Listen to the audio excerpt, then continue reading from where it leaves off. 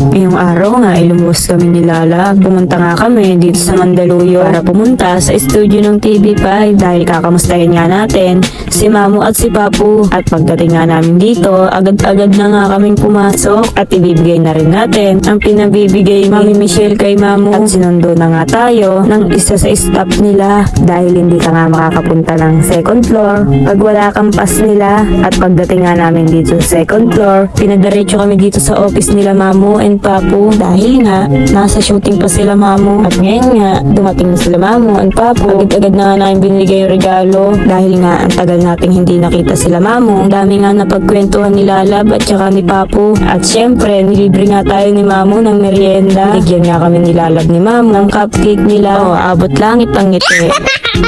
Hi guys! I'm inviting you to follow the social media platforms of Letly and Tiffany. Letly and Tiff. Yan. Follow niyo po sila guys. Ako si Mamu Titi. I-follow niyo rin ako. Kasi Babaw sa channel on YouTube. TikTok ko, Mamu Titi Babaw. At Instagram, Christine Babaw. Thank you so much. Kasi ito, i-flash nyo na nga. I-flash nyo na yung social media na dyan ha. Kilala namin sila personally. Thanks guys!